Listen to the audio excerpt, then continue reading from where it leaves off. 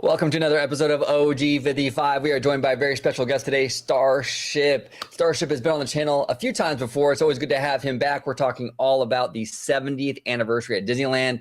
About a week ago now, they announced all the activities and shows that will be presented for this anniversary. We're going to talk about the good, the bad, the ugly up next on OG55.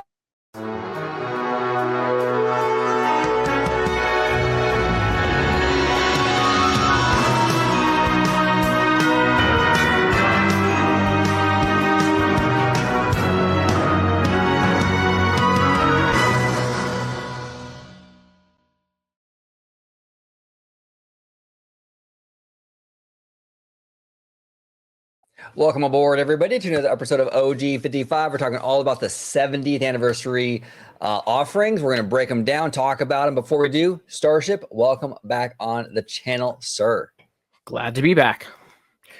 Always a good time. Always a good time. If you let everybody at home know where they can find you on social media. Yes, you can find me on what is still known as Twitter to me at Starship824, although I'm not nearly as active because it's awful now. But yeah, you can find me on there. You can also find me on YouTube at Starship824. And yeah, that's where you can find me. There it is. There it is. And I'll be linking his Twitter and his YouTube down below in the description. So make sure you support Starship, friend of the channel. Absolutely. So Starship, let's dive into some of this stuff. So Disney announced all this stuff, right? Like the Wondrous Journeys is coming back. Paint the Night's coming back. We got a new World of Color. Before we kind of dive into the details, what's your overall impression of what Disney presented to us? Are you impressed? Not so much? In between? Where do you stand? I think it's at what I expected it to be, because when they first did the 100th anniversary and they did Wondrous Journeys and the new the Wondrous Journeys and the new World of Color show, I kind of thought then, okay, since they're doing these two shows now and they're doing all this stuff now, I bet we're not going to get a new fireworks show for the 70th because it's only like 2 years away.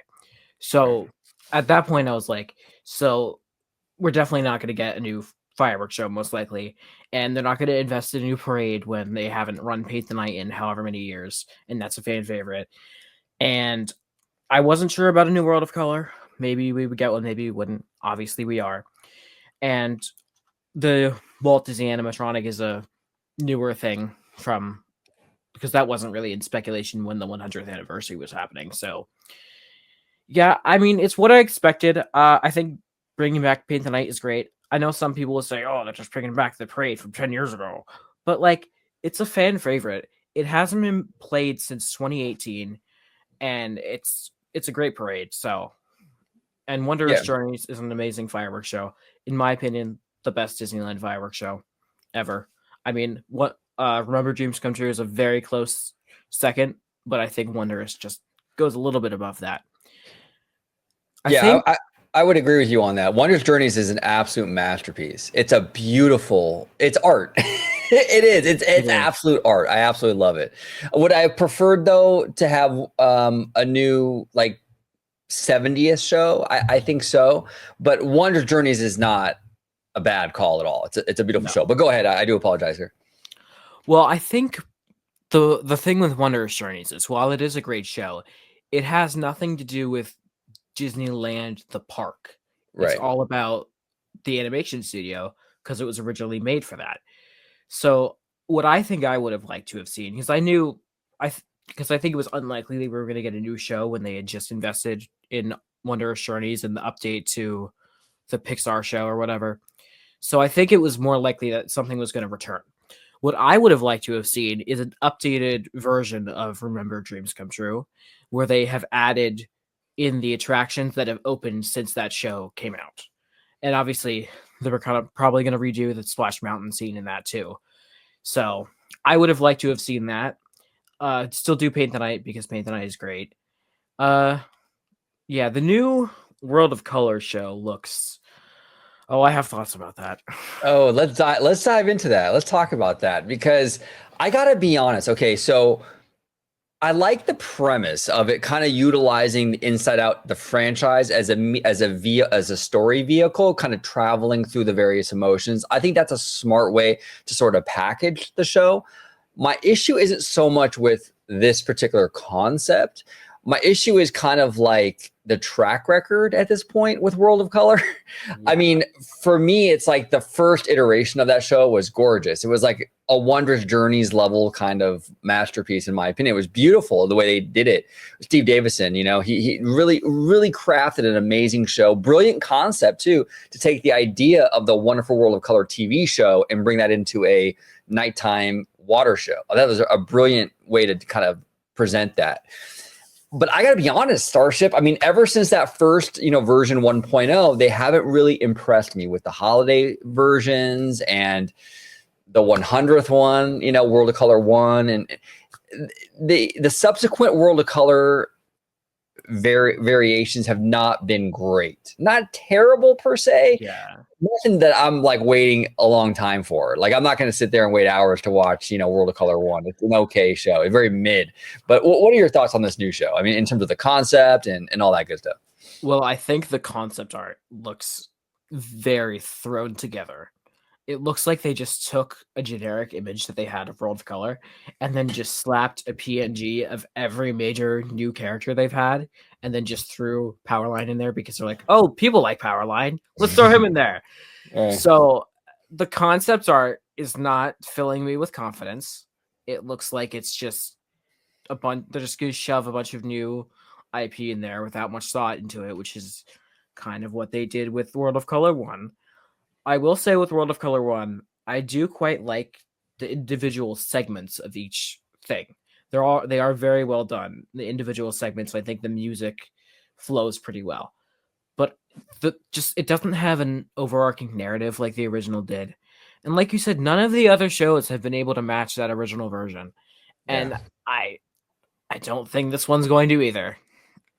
I think the premise of having the Inside Out emotions, I'm not a huge fan of it. I mean, it could work, but I feel like every time they tried to do this like host of World of Color type of thing, it hasn't worked out. They tried it with the 60th with Neil Patrick Harris, and they tried it with, I think, that Winter Dream show. They had like Olaf doing it, and it didn't really work then. I don't really think it's going to make that much of a difference to have the Inside Out characters doing it. That's a fair point. I just remember something about this, though. This means that I guess they're probably going to have all the Inside Out voice actors come back to record new lines for this, maybe? That's a great possibility. Yeah, probably the case. Absolutely. Just now. Yeah, probably the case. And I get it. I mean, Inside Out 2 is a juggernaut at the box office, I love the movie, but I can kind of see where their head was at, no pun intended, when it came to this decision, but we'll see how it shakes out. For me, it's all about execution. It's like there's the World of Color stuff hasn't been that great really since that 2010 show. And, they really have a lot to sort of like, they got to get me back on track with this one, so that's interesting. Now, we do have Paint the Night coming back, and I want to pick your brain. I think you mentioned in the live chat on one of our shows recently, Starship. So we're getting Paint the Night back, but then we're losing a daytime parade, right? Oh no! Yes, that is something that is happening. Magic Happens is not coming back next year, which is, I'm just gonna call it like it is. It's a cheap move because they don't want to pay to run 2 parades at Disneyland. They just want to run Paint the Night, and they don't want to pay to run Magic Happens too. I watched Dave from Fresh Baked's video about it, and he says that it could be because there's not enough parade storage for both of them with the Christmas Fantasy in there right now, and they'd have to, I guess, move that out to get rehearsals in for Magic Happens, I would assume. But if Paint the Night isn't coming back till May, then why can't they get Magic Happens in there in May too? Because like Christmas Fantasy is going to end in January, right? And that hasn't stopped them historically from doing that. I mean, we've had this Christmas parade for literally decades, and we used to have daytime parades with a nighttime parade all the time. So logistically, I think they could probably figure it out if they wanted to. Yeah, I think it's just they don't want to pay to run two parades. It's as simple as that. They're Yeah. doing a trade off for one with the other. I think I mentioned this in the live chat. I would much rather than not do this Pixar parade again than and do Magic Happens than to do just get rid of Magic Happens. It would be better, in my Oh opinion. yeah. Oh no, 100%. 100%. I mean, Magic Happens is contagious. The music is amazing. You Yes. can't help but like dance on the street. Like the song, the energy is fantastic. I was with the Italiano during Pixar Fest recently. I think it was like summertime now. Um, this Pixar parade together, was it Together Forever or something like that? I don't know. Was that the fireworks Something show? like that. Yeah, I don't remember. But anyway, the Pixar parade, it feels more like an extended cavalcade than it does like a Yeah. parade, right? It just feels kind of cheap. I agree with you. I would rather just don't do the parade. And this is really Disneyland's birthday anyway. So I would look, DCA is getting a lot. And I'm a big proponent of DCA. I think that park has a lot of potential. So I'm excited about Pandora. I'm excited about the Avenger stuff. I'm excited about all this cool stuff like Coco we're getting.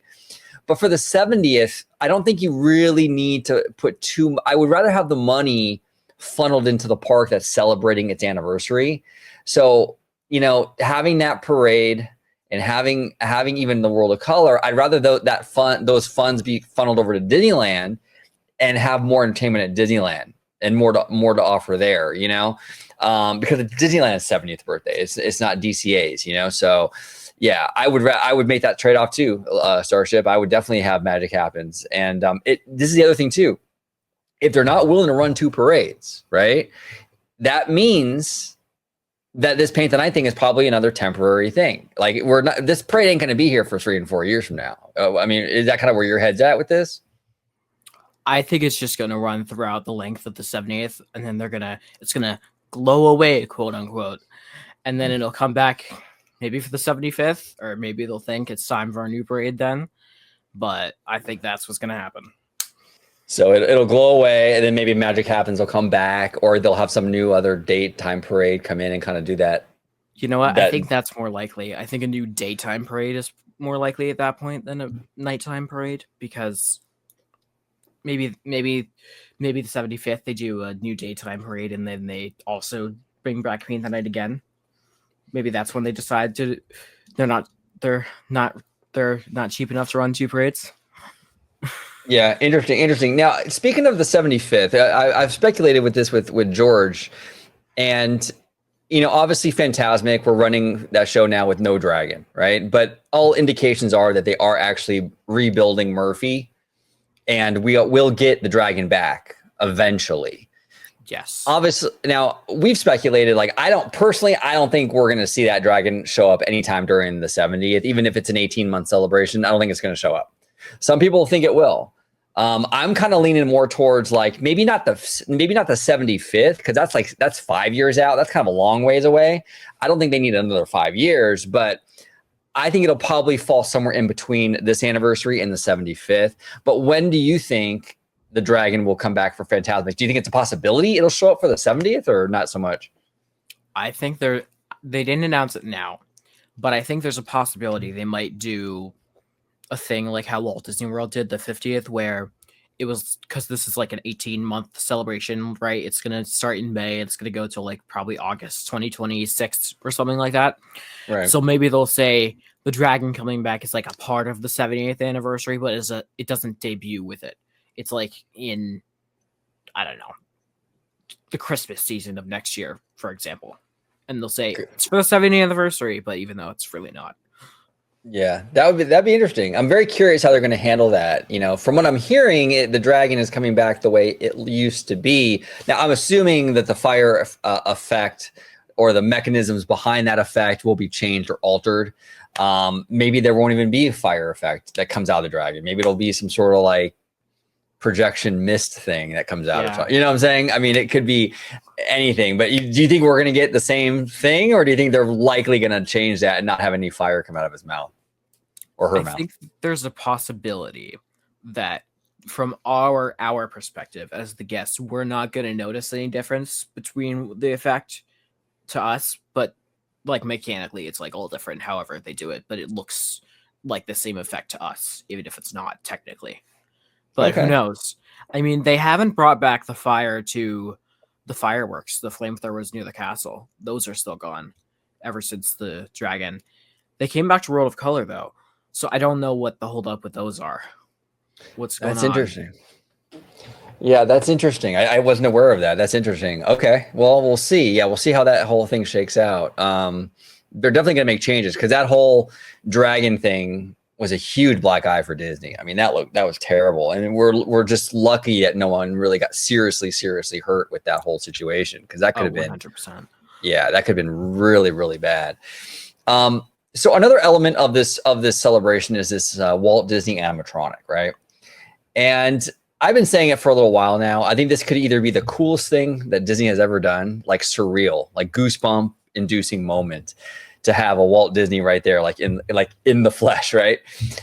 But it could also be one of the cringiest things too if they don't do it right. I mean, they have to stick this landing like you wouldn't believe. I mean, the diehard fans are going to be watching this thing. They're going to be like, the diehard fans want perfection. I think they want this. It has to look amazing. What are your thoughts on this? I mean, do you think this is a risky move for Disney to kind of try even make this attempt to try to recreate Walt Disney via animatronic? I definitely think it's a risky move. I was a little creeped out by it at first when it was first announced. I'm still kind of creeped out. I am encouraged by the fact that recently they came out that a lot of the grandchildren did say they saw it and thought it was amazing. So that is encouraging, but also I am still very nervous about how that will turn out. I remember they somewhat recently said that they're using archival audio only for it. So that's good. No weird AI Walt. That would be, I don't think anyone wants to hear random AI words put in Walt's mouth. That would be creepy. So I'm glad they're doing that. I mean, we'll see what happens. But one thing I will say is when this does come out, and if it is really good and it looks exactly like him and, all that, if they have to make sure maintenance on this thing is 100% always up, working always, because you can't have you can't have the Walt Disney animatronic all of a sudden acting like Tiana, where only her head is moving and the rest of the body isn't moving. Right. So they got to figure that out if they want to they got to make sure this thing is perfect. Yeah. No excuses. I agree. This is a massive homage tribute to the man who founded this amazing company, a man who really has changed the world in so many ways. You have got to do right by that and that legacy, and you cannot have him have his animatronic like one eyelid is twitching and it would look terrible. They have to make sure this thing is have respect towards this situation. It seems like they are. But we'll see. I didn't know that about the grandkids getting an early look at it, and they were impressed by it. That is encouraging because I do know initially some of the grandkids had some concerns with them even doing this. Yes. So I'm glad that at least it seems like they've made some inroads. When it comes to that. Now, do you think that's a possibility? Let's say they hit a home run with this thing, and it looks like Walt. Obviously, it's going to sound like Walt, and it's well received. Is it possible that we see another Walt animatronic maybe at Disney World, maybe for Carousel of Progress or something like that? You think they would maybe, because look, I mean, the partner statue started at Disneyland, right? And then ultimately now we have basically a Walt and Mickey statue everywhere now. Do you think this animatronic is going to be something that if it's a success, it's going to be moved over to Disney World and other parks? I think that's definitely a possibility.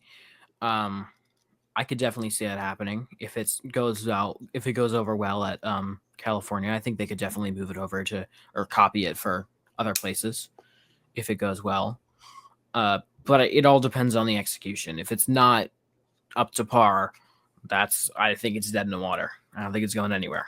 Yeah, exactly. If this thing falls flat and the fans reject it, it's it. That's it. It's over. It'll probably just run for the 70th and they'll probably end up getting rid of it, I'd imagine, or they'll have to revamp the whole thing or something. But we'll see. I mean, the 70th is it's weird. It's technically not an off year, but it kind of is, because I feel like the 75th is more of like the thing that everyone's kind of waiting for.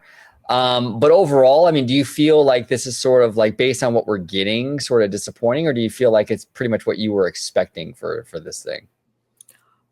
I can see how people can think this is disappointing, but I think with how things have been going recently, and how we haven't had paint the night in years, and how you know just how everything's been going with like politics and like culture with Disney, I think this is the best that we're gonna get right now with the 70th. I don't think would say Disney of 10 years ago pull out like everything and do a new parade and do a new fireworks show, probably, but that's not the Disney of today.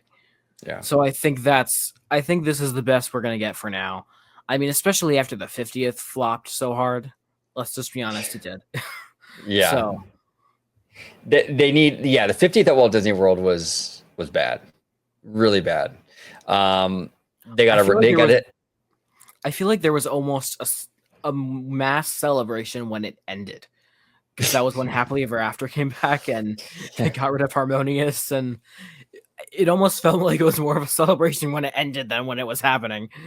I would agree with you, and that, unfortunately, and I feel bad for Disney World fans, because unfortunately the 50th it was a perfect storm of like shitty circumstances, because you had the pandemic right there.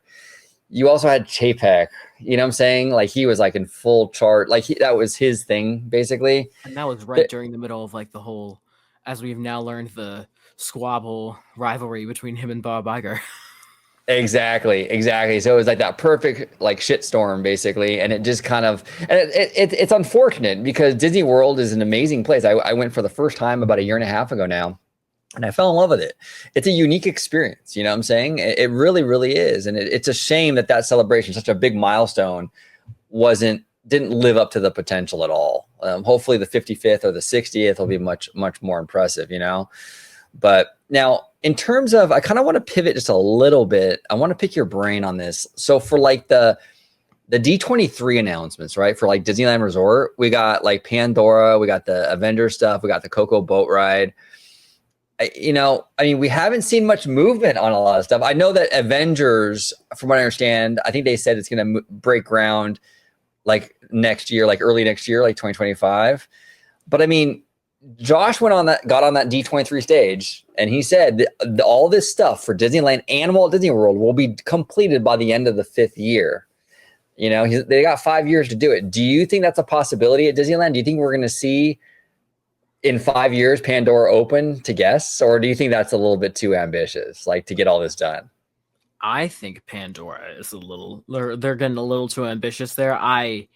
I would be shocked if Pandora is open within the next 5 years. And when I think they said 5 years, I think now that we're starting to see how all this is playing out, I think it's more likely that they meant 5 years from 2025. So it would be like 2030, most likely. Right. And even then, I mean, for Disneyland, for Pandora, they have to, because if they go either way, if they go with the Simba lot or the bus loop area, they still have to wait till that big parking structure is built across the way. And either way, that's going to take at least 2 years probably. Yeah. And then they have to start building Pandora and tear down all the stuff over there. Unless they build in the Simba lot, then that's easier. They don't have to tear anything down. But it just seems unlikely that the Pandora will be done in that time. Everything else, I mean, Avengers and Coco, I think that could be done pretty easily within 5 years. But Pandora, that's the one thing that I think it's unlikely that it's done within 5 years. Yeah, I would agree with you on that. Because I don't even know if they know where. I don't even know if they have locked in a location for it yet. Because I feel like that's kind of in the air right now, or like there's a lot of discussions at Imagineering about that. I don't know. I just have that feeling they haven't fully locked that in yet. If you were a betting man, what do you think? I mean, you think it's going to go in that Simba lot, just easy peasy, just use the parking lot, or do you think they're going to try to just get rid of Hollywoodland and go there? I mean, I feel like they might try to kill two birds with one stone and put it in Hollywoodland. But at the same time, I don't know. I mean, we heard rumors of that were like going down a little bit in terms of the validity of the Hollywood Land rumor. Maybe, okay, this is a crazy conspiracy theory. This is probably not going to happen, but this is my idea. What if they're pulling Muppets where it's not going in any of these places and like it's going in like Grizzly Peak and they know people are going to hate it. So that's why they're waiting on it so long. I mean, anything's possible. Anything is absolutely possible. You never know. Disney loves to throw us like curveballs and surprises, you know? The only thing that would make me feel like they won't touch Grizzly is for a couple of reasons. There's too much that would affect the hotel experience with like show buildings and stuff. And like the hotel money is too important for them. Oh, that's true. Yeah. And then I also feel like that big mount. Well, I mean, if they get rid, I mean, it depends. I mean, also too, like what they're going to do, like if they just kind of reshape that mountain, or if they have to bulldoze the mountain to build a new structure, you know, I mean, I don't know how expensive that's going to be. So we'll see though. The thing is with Disney, you just never know. I mean, it's a possibility that they do something like that, you know, they do surprise us sometimes, you know, so you just don't really know until you get in there. But also, you're right. I did forget about the hotels there, the Grand Californian, which now that I think about it is a DVC resort.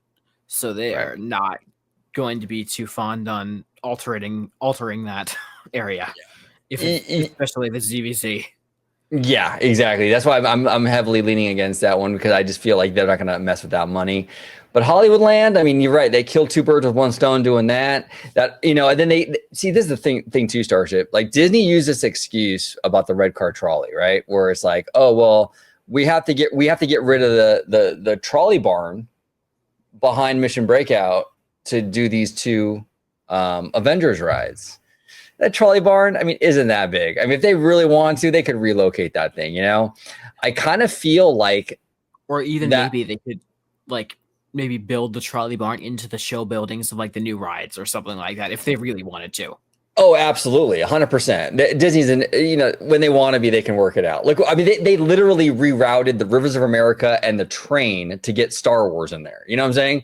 And they can't figure out where to put this trolley barn. So I think the trolley barn thing was a total excuse. That's why I'm kind of leaning towards Hollywood Land, because they're messing with the trolley. And I feel like the trolley has to go because there's going to be no track left. It's going to be all Pandora, you know? So yeah. I feel like that's kind of like their number one spot, because they probably also want to utilize what they have before they start tapping into the extra land off into the symbol lot. So yeah, I'm leaning towards that Hollywood area. And like you said, it kills two birds with one stone. You get rid of this weaker area. You put Pandora in there, you know? Now, would you be upset with that? Because I mean, you would probably lose things like the Hyperion and stuff like that. I mean, would that be a loss for you, or would you be fine? I would be upset about the loss of the Hyperion if they were doing anything with it. However, they have not had a show in there in over a year, and they didn't have a show in there before that for like 3 years, and there's no signs of one coming back. So honestly, if they're not going to use it, why even have it? If you're not going to put a show in there, just and you want to demolish it and put something new there, do that. If you're not going to use it.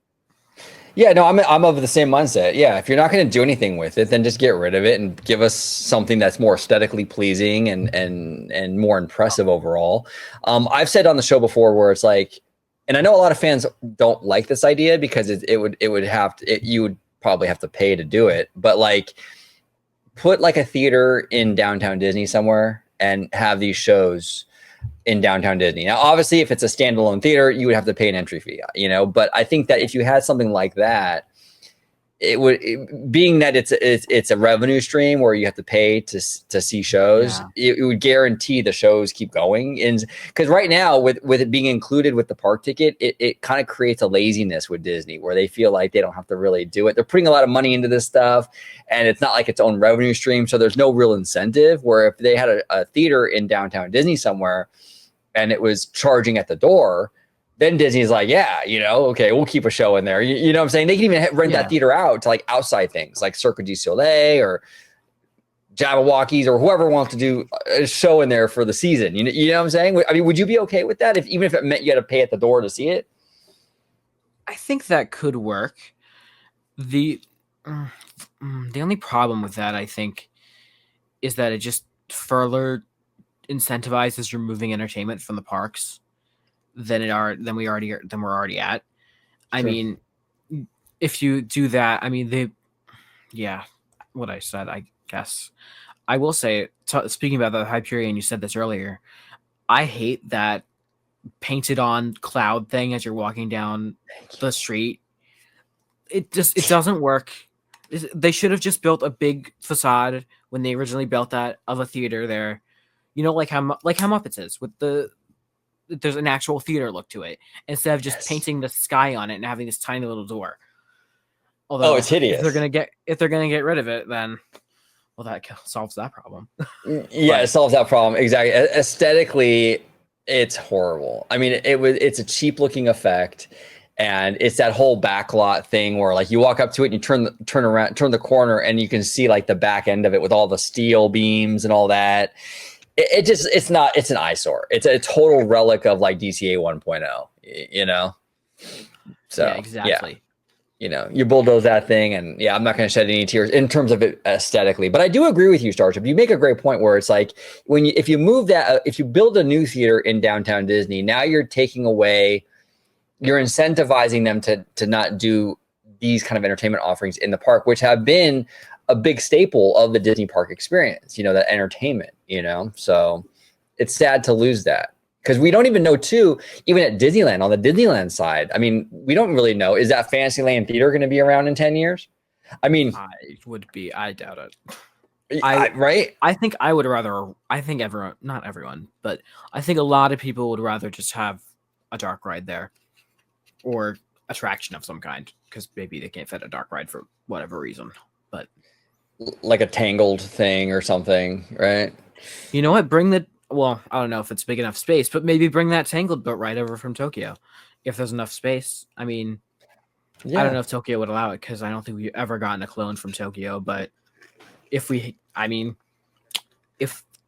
is enough will to do it, they will do it if they really want to.